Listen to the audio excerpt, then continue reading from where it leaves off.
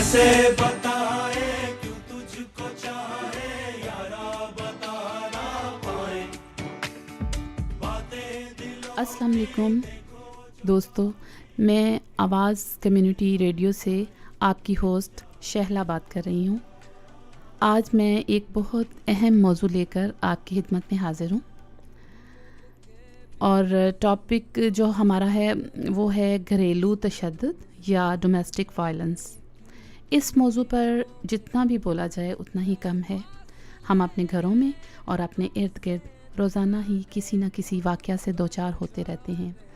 घरेलू तशद्दुद का ताल्लुक़ ज़्यादातर उन घरों या सोसाइटीज़ में पेश आता है जहाँ पर जाहिल और ज़हनी तौर पर बीमार लोग तादाद में ज़्यादा हों। लेकिन अगर हमारा मज़हब जो इस्लाम है ये एक मुकम्मल ज़ाब्ता हयात है, इसको कहते हैं एक कंप्लीट कोड ऑफ लाइफ, जिसमें ज़िंदगी गुजारने के बेसिक जो भी हमारे असूल होने चाहिए वो इसमें मुकम्मल तौर पर बता दिए गए हैं।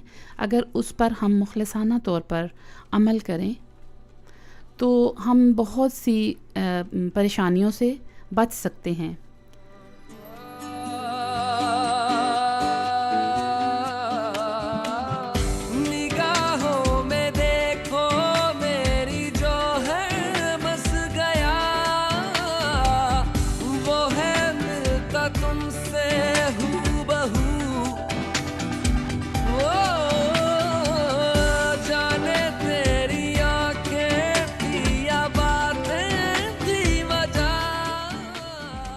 Welcome back.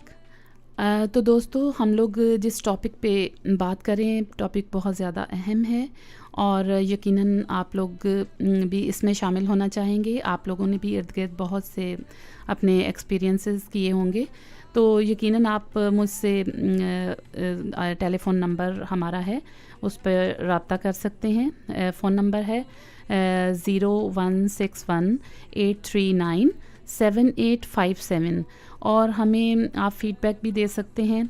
और हमारा फ़ेसबुक का एड्रेस है आवाज़ कम्युनिटी रेडियो। और इसके अलावा हमारा जो ईमेल एड्रेस है वो है awazradio@hotmail.com। देखो जो बाकी आके तुझे समझाए तू जाने ना, तू जाने ना, तू जाने ना, तू जाने ना।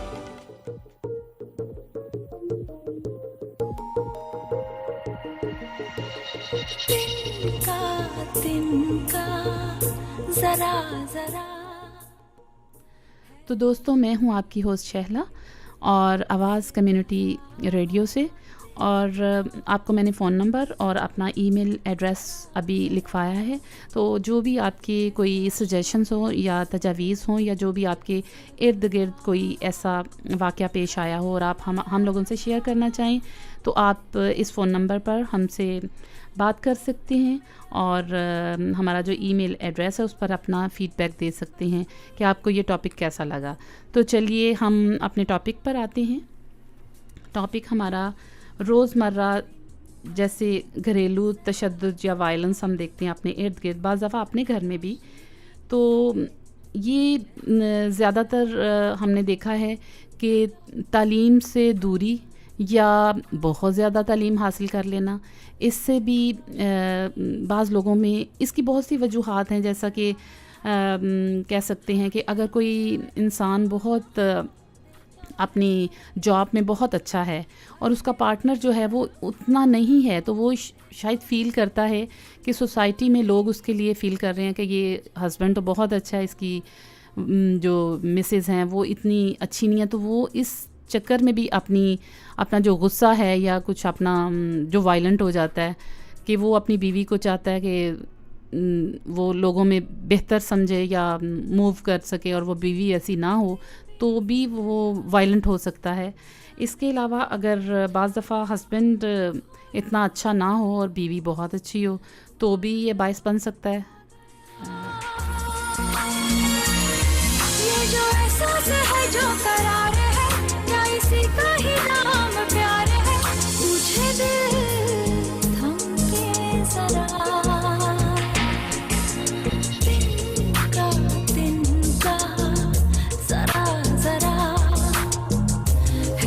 रोशनी से जैसे भरा, हर दिल में अरमां होते तो है, हर दिल में अरमां होते तो है, बस कोई समझे जरा, तिनका तिनका तिनका तिनका।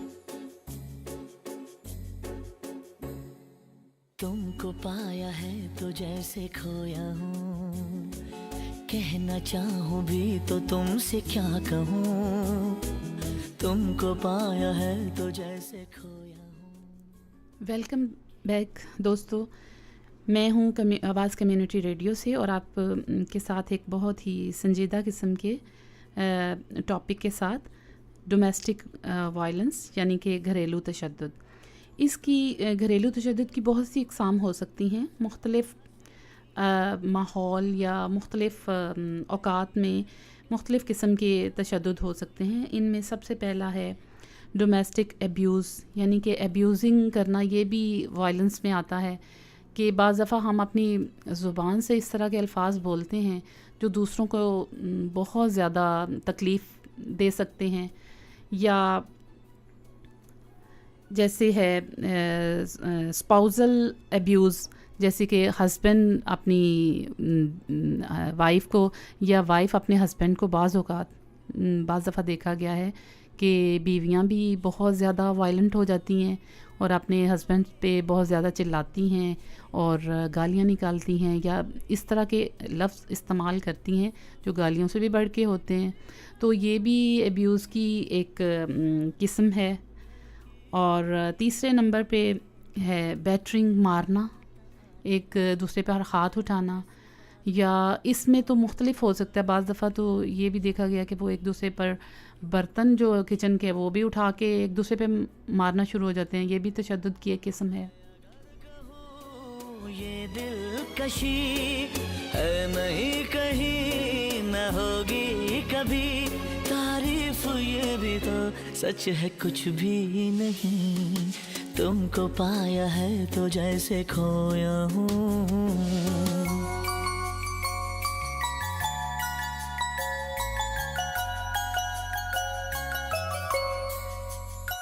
तुम हुए मेहरबान तो है ये दास्तां,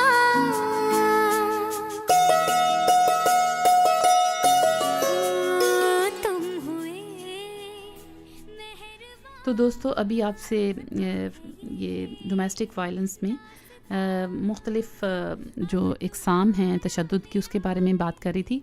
और चौथे नंबर पे जो फैमिली, ये जो कंबाइन फैमिली सिस्टम होता है, जैसा कि हमारे पाकिस्तान में या इंडिया में या बांग्लादेश में इस तरह एक कंबाइन फैमिली सिस्टम में रहना पसंद किया जाता है। उसमें बाज़ दफ़ा ये होता है कि घर में इतने अफराद होते हैं, जैसे देवरानियाँ, जेठानियाँ या सास ससुर, नंदें जो अनमैरिड होती हैं, घर में इतनी बड़ी फैमिली होती है। तो वायलेंस में बाज़ दफ़ा एक से ज़्यादा लोग इन्वॉल्व हो जाते हैं, तो इसको हम फैमिली वायलेंस कहेंगे। और ये तो बाज़ दफ़ा बहुत शिद्दत इख्तियार कर जाता है। जैसा कि बाज़ दफ़ा कोई लड़की जहेज़ नहीं लेके आती तो उसको जलाने का बहुत वाक़यात हमने सुने हुए हैं कि उसको जला दिया जाता है।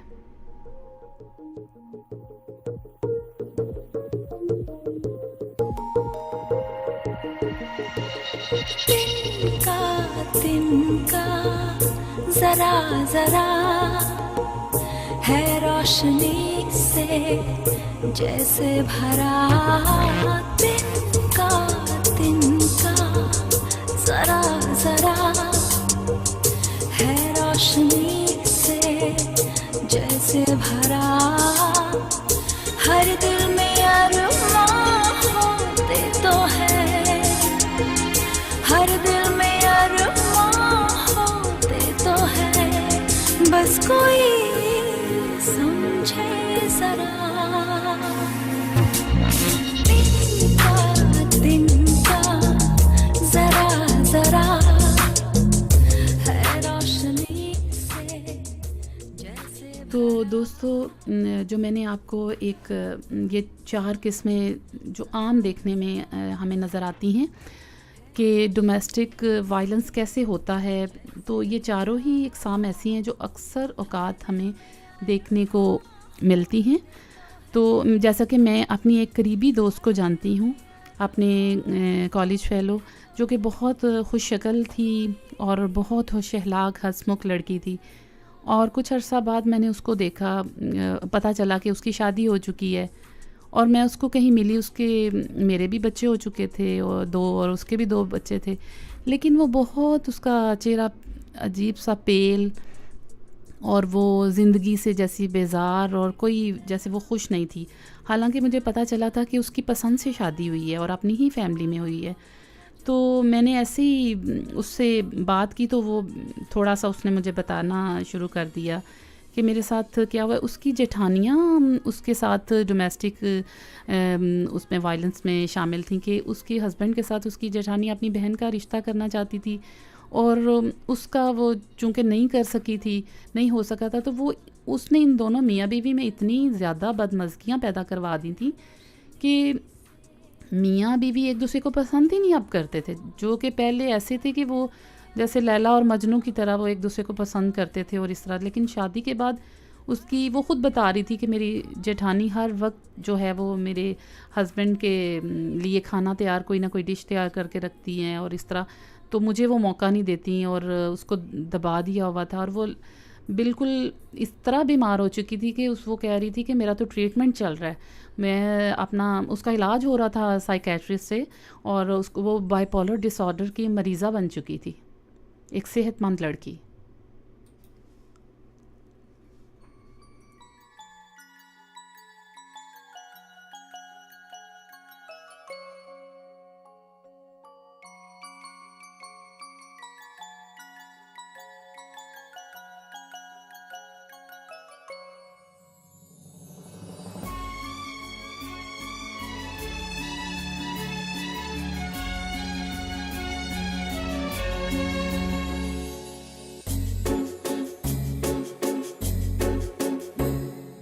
तुमको पाया है तो जैसे खोया हूँ, कहना चाहूँ भी तो तुमसे क्या कहूँ। तुमको पाया है तो जैसे खोया हूँ, कहना चाहूँ भी तो तुमसे क्या कहूँ। किसी ज़बान में भी वो लफ्ज़ ही नहीं कि जिनमें तुम हो क्या तुम्हें बता सकूँ। मैं अगर कहूँ तुम सा हंसी कायनात में नहीं है कहीं, तारीफ ये भी तो सच है कुछ भी नहीं। तुमको पाया है तो जैसे खोया हूँ।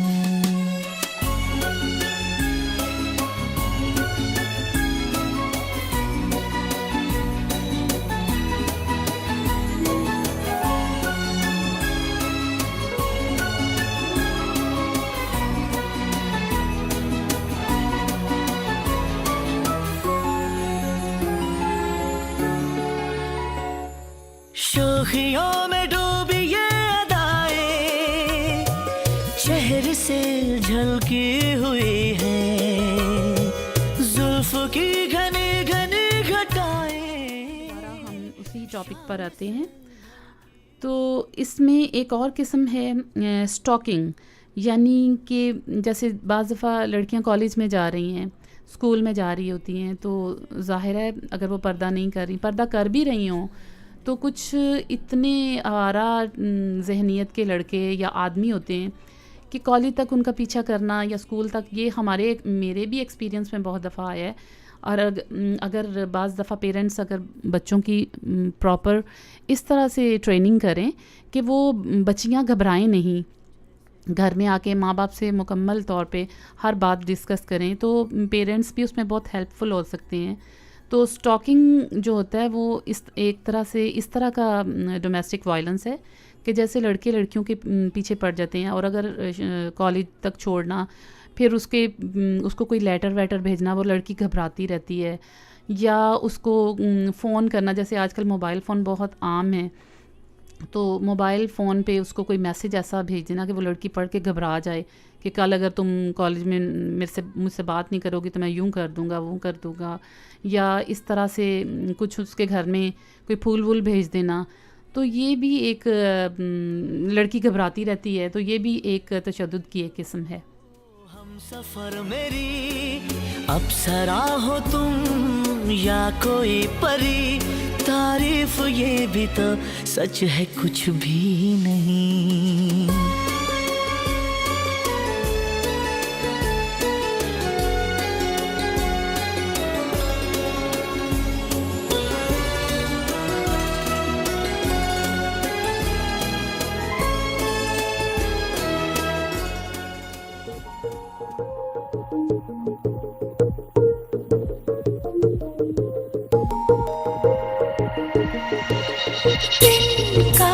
तिनका जरा जरा। दोबारा हम उसी टॉपिक पर आते हैं, जैसे कि स्टॉकिंग मैंने बताया कि लड़के लड़कियों को किस तरह से हरास करते हैं, और बाज़ दफ़ा अगर लड़कियों की शादी हो जाए तो यही जो कॉलेज के ज़माने में लड़का तंग करता था वो उसको शादी के बाद भी हरास करता है। तो वो हर वक्त डरी डरी रहती है ससुराल में कि कहीं, हालांकि उस बेचारी का उसमें कसूर कोई नहीं होता, तो वो ससुराल में डरी डरी सी रहती है, हस्बैंड को पता ना चल जाए या सास को पता ना चल जाए। तो अगर फ़र्ज़ किया वो बताने की कोशिश भी करती है, तो सास और अगर तो हस्बैंड बहुत अच्छे लविंग और बड़े कोई दीनदार अच्छे दिल के लोग हैं, वो तो उस चीज़ को नहीं सोचते, लेकिन अगर थोड़े से वो वायलेंट किस्म के लोग हैं तो वो कहेंगे ज़रूर तुम्हारा भी इसमें कोई कसूर होगा। तो ये भी हरासमेंट जो है इस तरह से ये भी एक तशद्दुद की एक किस्म है कि आप किसी को जज्बाती तौर पे किसी को हरास करें। हर दिल में यार होते तो है, हर दिल में यार होते तो है, बस कोई समझे जरा।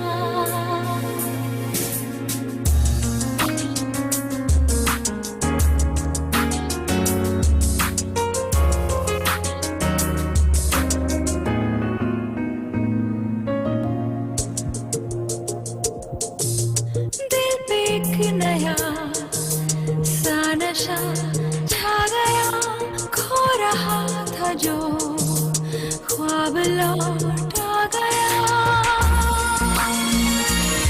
ये जो एहसास है जो करार है, या इसी का ही नाम प्यार है, पूछे दिल थम के जरा।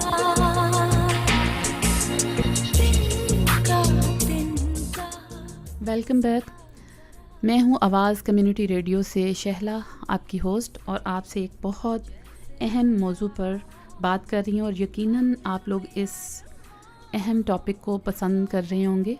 और इसके लिए आप हमसे इस फ़ोन नंबर पर, जैसा कि मैंने पहले भी आपको ये फ़ोन नंबर अपना लिखवाया था, दोबारा से मैं रिपीट कर रही हूँ, 0161-839-7857, इंग्लिश में भी बता देती हूँ, 0161-839-7857, और हमारा ईमेल एड्रेस है awazradio@hotmail.com।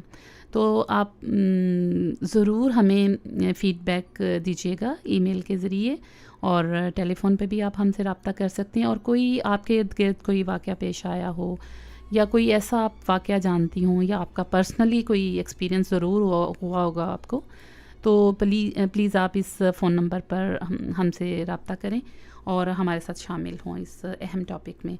और उसके अलावा मैं एक और आपको वायलेंस की एक और किस्म के बारे में रोशनास कराना चाहती हूँ, वो है इग्नोर करना या नज़रअंदाज करना। जैसा कि लड़की अपना इतना बड़ा बड़ा घर छोड़कर, अपने माँ बाप बहन भाई छोड़कर अपने ससुराल में आती है, और ससुराल में जैसा कि नंदें देवर उसकी सास ससुर होते हैं, और वो उनमें एक अकेली अपने आप को ना महसूस करे, तो वो जब इतनी बड़ी फैमिली में आती है और उनके साथ रहना शुरू करती है, तो बाज़ औक़ात ये होता है कि लड़की अगर शक्ल सूरत से बहुत अच्छी आई है, बहुत ज़्यादा जहेज़ लेके आई है, तो वो जो ससुराल वाले हैं उनको ये महसूस होता है कि कहीं ये हम लोगों पर हावी ना हो जाए, तो उस चक्कर में वो उसे बाज़ दफ़ा बातों में इस तरह हरास करते हैं कि ये जो चीज़ तुम लेके आई उसकी क्वालिटी अच्छी नहीं है, फ़लाँ की बहू तो इतनी क्वालिटी वाइज इतनी अच्छी चीज़ें लेके आई थी, तुम्हारे माँ बाप ने दिया तो सब कुछ है लेकिन ना लो क्वालिटी की सब चीज़ें हैं। तो वो इससे भी लड़की ज़रा थोड़ा सा फ़ील करती है, क्योंकि लड़कियों को तो इतना पता नहीं होता कि कौन सी चीज़ अच्छी है या कौन सी, इस तरह अगर सास या ससुर ऐसे कहें तो वो एक तो वो इतने बुज़ुर्ग होते हैं कि कोई लड़की अगर उनके आगे बात भी करे तो सारे कहेंगे देखें जी लड़के की माँ के आगे वो बोली है, उसकी माँ के आगे बात इसने की है, तो इससे भी वो लड़की को दबाते हैं। या नंदे हैं छोटी हैं तो वो उसके कपड़े वपड़े लेके पहनना शुरू हो जाएंगी, उसकी ज्वेलरी ख़राब करेंगी। या तो लड़कियों को ये भी होता है कि हमारी चूँकि नई नई शादी हुई होती है तो अगर उसकी कोई चीज़ ख़राब करे तो उसको ये भी फ़ील होता है, तो नंदे इस लिहाज से उसको उसके कपड़े भी पहनेंगी, जेवरात भी पहनेंगी, और साथ ये कहेंगी हमने तो हर चीज़ देखी हुई है, ये तो तुम अब लेके आई हो कोई इतनी अच्छी भी नहीं है, लो क्वालिटी की हैं। तो या अगर वो ये देखेंगे कि लड़की थोड़ी सी शक्ल सूरत की अच्छी है तो तब भी उनको इन मसाइल का सामना होगा कि ये हम पे हावी ना हो जाए, तो वो उसको ओवरकम करने के लिए उसको इग्नोर करना शुरू कर देते हैं कि सब बैठे होंगे, अगर लड़की बीच में आई है तो आहिस्ता आहिस्ता करके नंदें उठ के चली गई हैं, सास उठ के चली गई है, ससुर उठ के चले गए हैं, तो वो लड़की अकेली रह गई है। और ये नज़रअंदाज करना या किसी लड़की को अपने अंदर शामिल ही ना होने देना, ये भी हरासमेंट की एक किस्म है। तुम हुए मेहरबान तो है ये दास्तां, अब तुम्हारा मेरा एक है कारवां, तुम जहां मैं वहां। मैं अगर कहूँ हम सफर मेरी अप्सरा हो तुम या कोई परी, तारीफ ये भी तो सच है कुछ भी नहीं।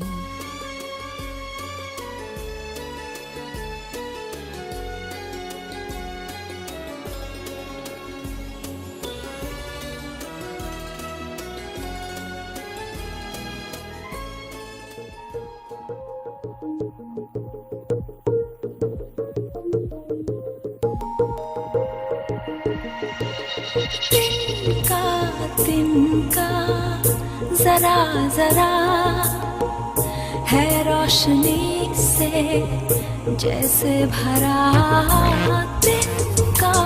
तिनका जरा जरा है रोशनी से जैसे भरा, हर दिल में अरमां होते तो है।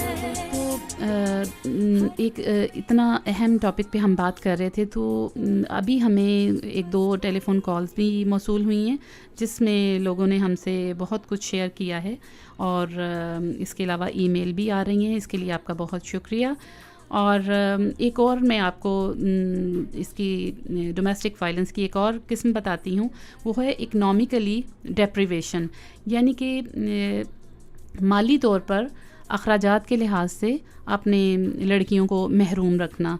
जैसा कि जो घरेलू ख़वातीन होती हैं, जॉब नहीं कर रही होती, तो बाज़ ससुराल वाले ये समझते हैं कि इसको सिर्फ़ इसको हमने कपड़े ला दिए हैं या इसको खाना पीना ये खा रही है तो इसको क्या ज़रूरत है पैसों की। हालांकि अगर वो बाज़ दफ़ा अगर लड़की का दिल चाह रहा है कि मैं कहीं बाहर आउटिंग के लिए जाऊं या कोई अपनी पर्सनल कोई मेकअप या कुछ ऐसा ख़रीदना चाह रही हो, बाज़ दफ़ा कोई पर्सनल ऐसी चीज़ें होती हैं जो नहीं वो किसी को बताना चाह रही, ख़रीदना चाह रही है, तो उसको पैसों की ज़रूरत पड़ सकती है। तो बाज़ ससुराल में ये होता है कि जो उनके हस्बैंड्स होते हैं वो उनको प्रॉपरली पैसे नहीं देते। वो कहते हैं, अगर वो मांगें भी तो उनका झगड़ा शुरू हो जाता है कि तुम्हें किस चीज़ की ज़रूरत है, खा पी तो रही हो, या तुम्हारी सारी ज़रूरियात तो अम्मी पूरा कर देती हैं, आपने कुछ लेना। लेकिन बाज़ दफ़ा इंसान का ख़ुद दिल चाह रहा होता है कि वो ख़ुद जाए और ख़ुद ख़रीदे और ख़ुद उसको इस्तेमाल करे। तो ये भी एक वायलेंस की एक किस्म है कि आप किसी के इतना एक बुनियादी हक़ है एक लड़की का कि आप हर महीने चाहे वो खर्च ना करे, ना हो सकता है वो जमा करे वो और आपके ही वो काम आए, तो प्रॉपरली उसको पूरा अखराजात देने चाहिए। तो ये भी एक इसकी किस्म है कि माली तौर पर ससुराल वाले लड़कियों को इन चीज़ों से महरूम रखते हैं। समझे जरा तिनका तिनका तिनका तिनका।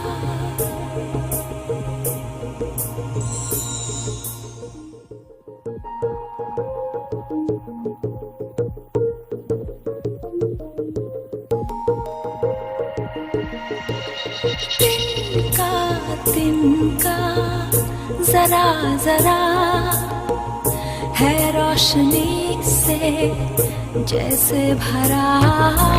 तिनका तिनका जरा जरा है रोशनी से जैसे भरा। हर दिल में अरमां होते तो है, हर दिल में अरमां होते तो है, बस कोई समझे जरा। तिनका तिनका जरा जरा है रोशनी से जैसे भरा। तिनका तिनका जरा जरा है रोशनी से जैसे भरा। हर दिल में अरमां होते तो है, हर दिल में अरमां होते तो है, बस कोई। वेलकम बैक दोस्तों।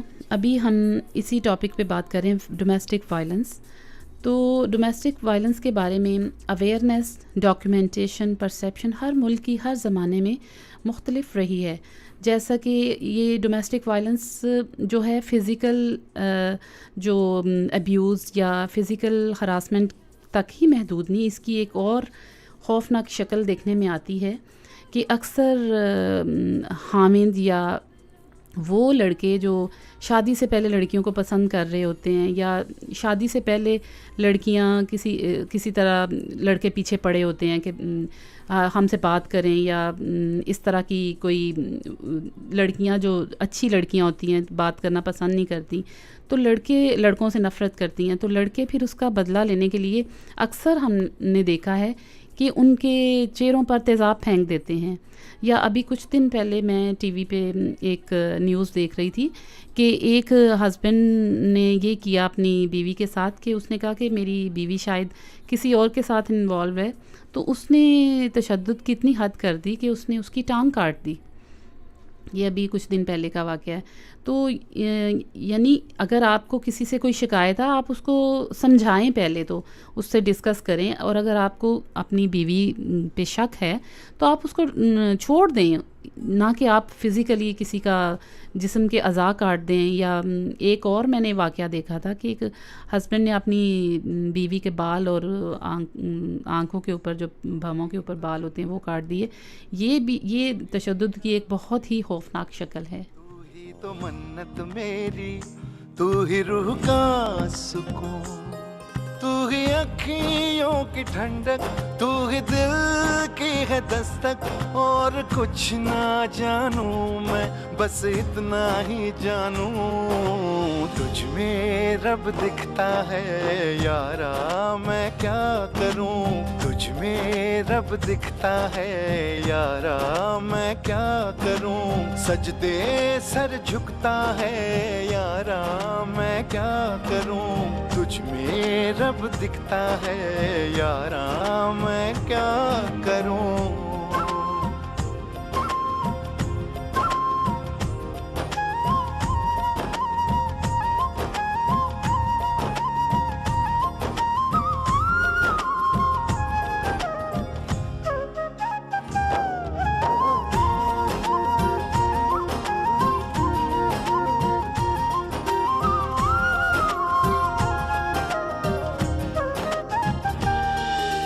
कैसी है ये दूरी, कैसी मजबूरी, मैंने नजरों से तुझे छू लिया।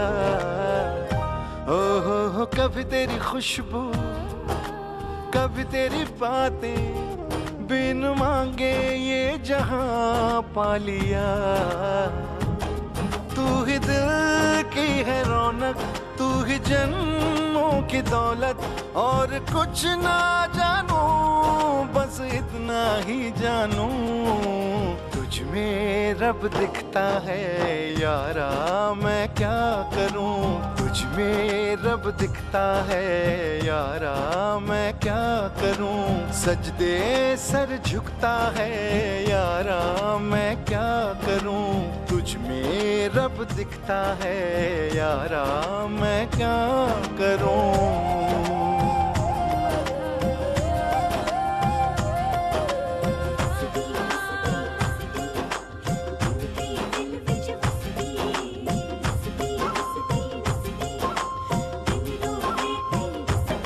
रब ने बना दी जोड़ी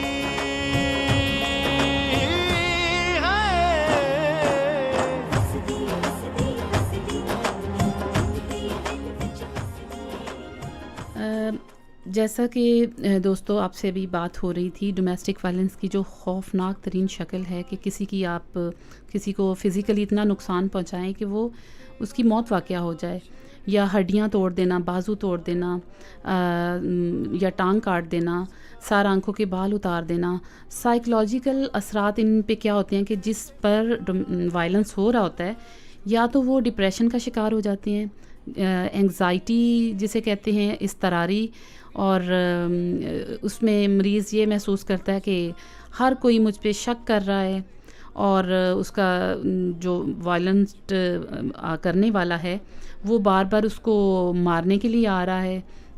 इसमें एक और किस्म है जिसको कहते हैं बाइपोलर डिसऑर्डर, जिसमें जो मरीज़ या मरीज़ा है वो इस तरह हो जाते हैं कि आप अपने इर्द गिर्द जितने लोग हैं, जैसे अपना हस्बैंड या अपने मासूम इवन के जो बच्चे होते हैं, उनको भी वो नुकसान पहुंचाते हैं, या अपने जिस्म के कुछ हिस्सों को वो काटना शुरू हो जाते हैं, या इस तरह करते हैं कि जो घर में जानवर हम लोगों ने पाले होते हैं वो बाज़ दफ़ा उनको भी वो मार देते हैं।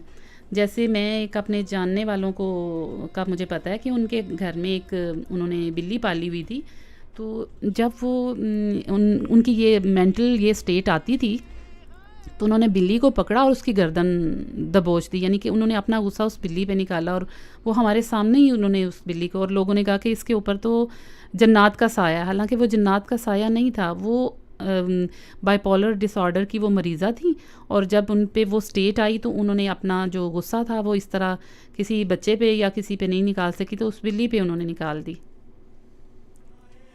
तुझको चाहे यारा बता ना पाए, बातें दिलों की देखो जो बाकी आंखें तुझे समझाए, तू जाने ना,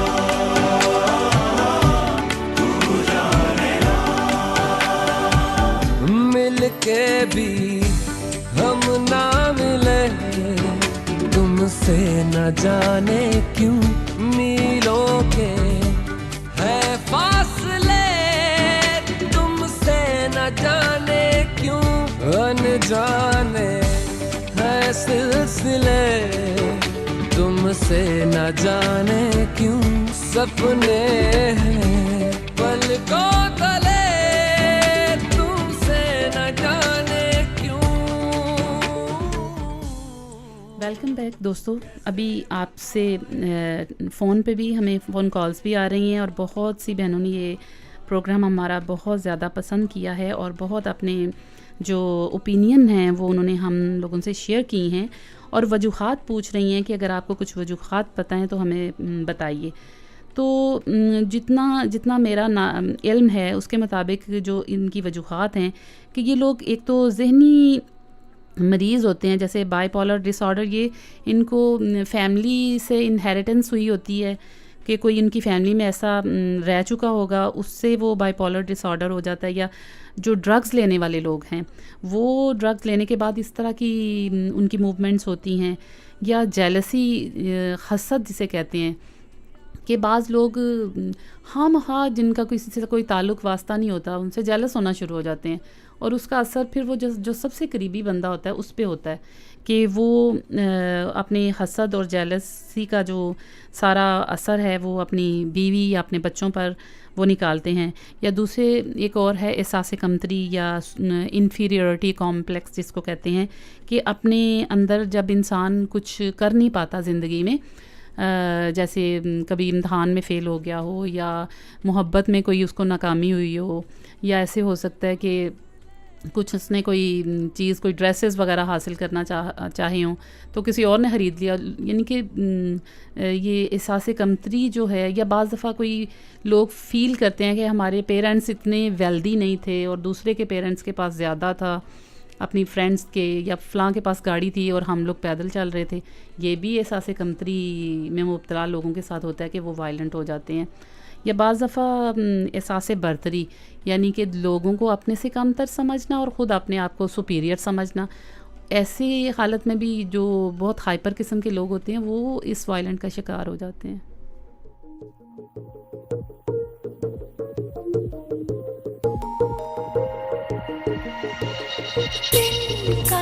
तिनका जरा जरा है रोशनी से जैसे भरा, तिनका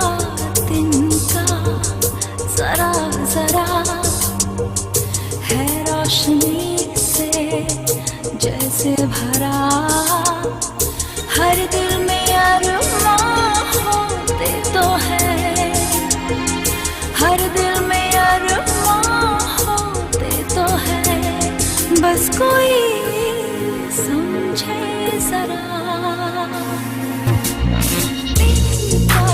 तिनका जरा जरा है रोशनी से जैसे भरा, तिनका जरा जरा है रोशनी से जैसे भरा, हर दिल में अरमां होते तो है, हर दिल में अरमां होते तो है। वेलकम बैक दोस्तों। आपसे वायलेंस की एक और किस्म आपसे रुशनास कराना चाहूँगी कि वो लोग जो सोसाइटी में अपने आप लोगों में अपने आप को मकबूल बनाने के लिए कि हम हर लोगों में लोग हमारी तारीफ़ करें, तो उस चक्कर में भी लोग इतने अपनी फैमिली के बारे में, या जिसको आप कह सकते हैं शो ऑफ़ कह सकते हैं, वो इतना शो ऑफ़ से काम लेते हैं कि अपनी सोशली वो अपने आप को इतना पॉपुलर हों कि लोग उनकी बहुत तारीफ़ करें, लोग उनकी तरफ अट्रैक्ट हों। तो उस चक्कर में भी वो झूठ बोलते हैं और फिर जब वो ये सारा कुछ कर चुके होते हैं तो वो स्ट्रेस में आ जाते हैं कि अगर हमारा ये जो झूठ खुलेगा तो हम उनको शर्मिंदगी होगी। इस चीज़ से बचने के लिए भी वो वायलेंट हो जाते हैं।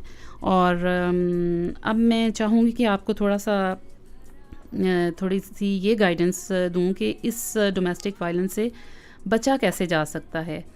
तो अगर दो लोग हैं, जैसे हस्बैंड वाइफ हैं, वो हैं, और या अगर घर के उनके अलावा लोग भी इन्वॉल्व हैं, तो सबसे पहले अगर उसमें शामिल हैं तो हमें चाहिए, अगर अगला बंदा वायलेंट हो रहा है तो हम खामोश हो जाएं, उसको देखें वो कोई इंसान कितनी देर तक बोलेगा, कि एक टाइम आएगा कि उसको ब्रेक लगेगी ही लगेगी। तो बेहतर है कि 2 लोग अगर बोल रहे हैं या 2 से ज़्यादा लोगों में झगड़ा हो रहा है तो एक इंसान बिल्कुल खामोशी इख्तियार कर ले, इससे कुछ भी फ़र्क नहीं पड़ेगा। हाँ, फ़र्क ये पड़ेगा कि आपका माहौल थोड़ा सा बेहतर हो जाएगा।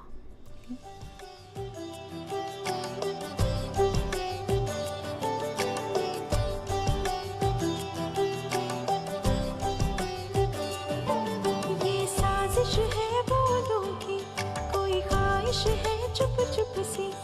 ये साजिश है बोलों की, कोई ख्वाहिश है चुप चुप सी। देखो ना, देखो ना, देखो ना, देखो ना। हवा कुछ हाले हाले, जुबां से क्या कुछ बोले, क्यों दूरी है अब दरमियां, देखो ना। Welcome back. और मैं हूँ आपकी होस्ट शहला, आवाज़ कम्युनिटी रेडियो से। और अभी हमारी एक दोस्त ने हमें टेलीफोन के साथ किया था और ज्वाइन किया था, और उन्होंने हमें सजेशंस में एक बड़ी अच्छी सजेशन दी थी कि घर में जो बड़े और बुज़ुर्ग होते हैं उनको भी इस सिलसिले में अपना एक किरदार अदा करना चाहिए। अगर फ़र्ज़ किया बहू से या उनकी बेटी से या उनके बेटे से किसी से भी कोई गलती हो गई है, जैसे कि कोई इंसान फ़रिश्ता तो होता नहीं है, हर वक्त हम बुढ़ापे तक इंसान गलतियां करता रहता है। तो ये है कि एक तो उसको घर को पुरसुकून रखने के लिए उस गलती को इग्नोर कर दिया जाए, और बुज़ुर्ग उसको समझाएं कि आज ऐसा किया है, अगली दफ़ा नहीं ऐसा होना चाहिए। तो भी मेरे ख्याल में घर का माहौल अच्छा बनाने में काफ़ी बेहतरी लाई जा सकती है। और इसके अलावा एक और मेरी बहन ने एक और सजेशन दी है कि बहुत सी NGOs और सोसाइटीज़ हमारे इर्द गिर्द इसी पर्पज़ के लिए काम करती हुई नज़र आती हैं। तो अगर आप देखें कि आप अपने घर के मामलात को नहीं संभाल पा रही, तो आप उनकी ओपिनियन भी ले सकती हैं, उनकी हेल्प ले सकती हैं। समझो ना, समझो ना, समझो ना। हवा कुछ हौले हौले, जुबां से क्या कुछ बोले, क्यों दूरी है अब दरमियां, देखो ना। तो दोस्तों, मैं हूँ आपकी होस्ट शहला और आवाज़ कम्युनिटी रेडियो से आपसे मुखातिब हूँ। तो यकीनन अगर ये मामला बहुत ज़्यादा संगीन हो और बहुत मुश्किल हो जाए तो आप पुलिस की भी मदद ले सकते हैं, और मरीज़ होने की सूरत में बाकायदा डॉक्टर से इलाज करवाना चाहिए या किसी नफ्सियाती डॉक्टर से रब्ता करना चाहिए। यकीनन दोस्तों, आपको आज का ये टॉपिक बहुत पसंद आया होगा, और तो प्लीज़ इस टॉपिक के बारे में कोई तजावीज़ हों या ओपिनियन हो तो फ़ीडबैक के लिए हमारा जो ईमेल एड्रेस है, मैंने आपको पहले भी 1-2 दफ़ा रिपीट किया था, दोबारा कर देती हूँ, वो है awazradio@hotmail.com। और हमें आपकी जो ईमेल हैं, आपकी आरा का बहुत इंतज़ार रहेगा, और यकीनन आपको ये टॉपिक पसंद आया होगा। और अगर आप इसी तरह के कोई टॉपिक सुनना चाहती हैं या आप डिस्कस करना चाहती हैं तो प्लीज़ हम ईमेल पे हमसे रब्ता कीजिएगा और हमें अपनी कीमती आरा से मुस्तफ़ीद कीजिएगा। बहुत शुक्रिया। इसके साथ ही मैं आपकी इजाज़त चाहती हूँ। अल्लाह हाफ़िज़। होठों की अर्जी ऐसे ठुकराओ ना, सांसों की मर्जी को झुठलाओ ना, छू लो ना, छू लो ना, छू लो ना, छू लो। हवा कुछ हाले हाले, जुबां से क्या कुछ बोले, ना